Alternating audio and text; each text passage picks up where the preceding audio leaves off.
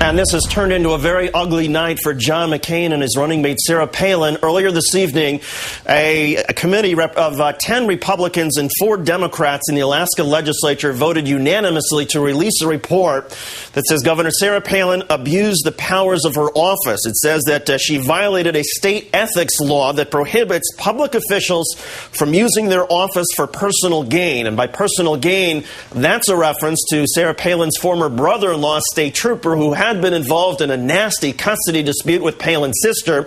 Over the past year and a half, leading up to this past July, there were a number of suggestions from Governor Palin and her husband and the staff to Walter Monaghan that Mike Wooten be fired. Walter Monaghan came out after he was dismissed in July and said he believed that was the reason that he was fired as public safety commissioner, not that Sarah Palin wanted to take the department in a different direction. And tonight, Walter Monaghan has been vindicated. The state committee, again, 10 Republicans and 4 Democrats, releasing a report unanimously that says Sarah Palin abused the powers of her office in firing Walter Monaghan.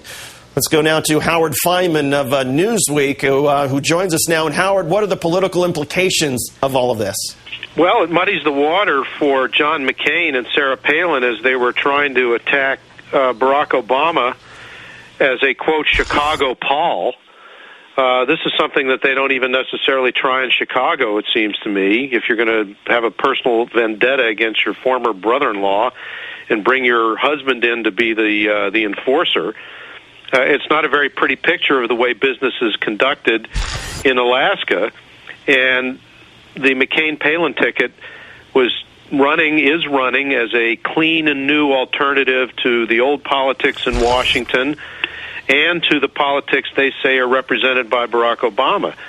That's why this is politically damaging to the Republicans, because it makes Sarah Palin look very old politics, nothing new politics about this. And Howard, doesn't it turn the McCain argument of the week on its head? I mean, there was John McCain all week long saying the issue with Barack Obama was not William Ayers, it was whether Barack Obama told the truth about his association with Ayers. And now we have this report where, sure, Sarah Palin could have chosen to fire this guy, Walter Monaghan, for any reason, but now it's clear in 253 pages that this investigation is saying that she lied to the people of Alaska when she said, no, this brother-in-law had absolutely nothing to do with why I fired Walter Monaghan, and you have a report that says, essentially directly contradicting her on that. That simply undermines Sarah Palin's credibility.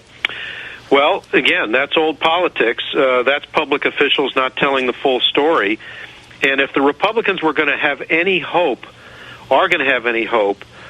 David, of separating themselves from the last 8 years of Republican rule in Washington, they had to argue that they were something new and different and clean.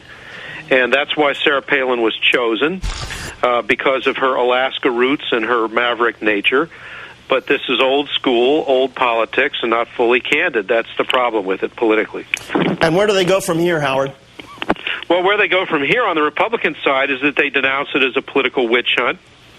They say that this was a setup from the Democrats and the evil national media, and they try to dismiss it, but every minute they have to spend trying to dismiss it takes away from the time and the leverage they had, if any, to attack Barack Obama as somebody who is too risky to pick as president. So it muddies the water. What we have here, David, is we've gone from a situation where Sarah Palin was a sensation in St. Paul to being a controversial figure to now being a liability in the last weeks of this campaign. Howard Fineman of Newsweek, thanks for joining us, Howard. We appreciate it. And that will do it for this very busy Friday edition of Countdown. Again, the Alaska legislature has released a report saying that Sarah Palin abused the powers of her office. I'm David Schuster in for Keith Olbermann. Keith should be back on Monday. Thanks for watching, everyone.